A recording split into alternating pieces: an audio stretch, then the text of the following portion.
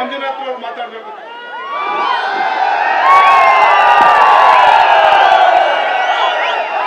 ಎಲ್ರಿಗೂ ನಮಸ್ಕಾರ. ಇವತ್ತಿನ ಈ ಜನಸಾಗರವನ್ನ ನೋಡಿದ್ರೆ ಗೆಲುವು ನಂದೇ ಅಂತ ಅನ್ಸುತ್ತೆ. ಇವತ್ತು ಬೆಂಗಳೂರು ಗ್ರಾಮಾಂತರ ಈ ಲೋಕಸಭಾ ಕ್ಷೇತ್ರದಲ್ಲಿ ಜನ ಬದಲಾವಣೆಯನ್ನ ಬಯಸಿದ್ದಾರೆ. ಈ ಬದಲಾವಣೆಯ ಗಾಳಿ ಇವತ್ತು ಚನ್ನಪಟ್ಟಣದಿಂದಲೇ ಶುರುವಾಗಿದೆ. ಅದಕ್ಕೋಸ್ಕರ ತಮ್ಮೆಲ್ಲರಿಗೂ ಧನ್ಯವಾದಗಳನ್ನು.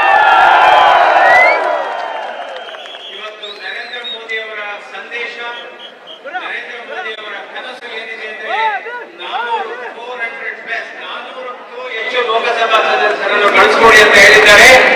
ಈ ವಿಶ್ವಾಸವನ್ನ ನೋಡಿದರೆ ಈ 400ರಲ್ಲಿ ನಾನು ಇರ್ತೀನಿ ಅಂತ ಇವತ್ತು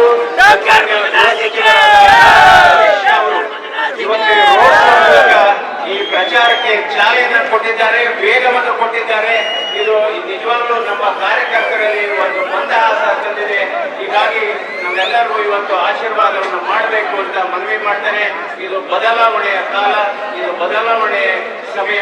ತಾವೆಲ್ಲ ನನಗೆ ಆಶೀರ್ವಾದ ಮಾಡಬೇಕು ಅಂತ ನಾನು ಕೇಳ್ಕೊತೀನಿ. ನಮಸ್ಕಾರ.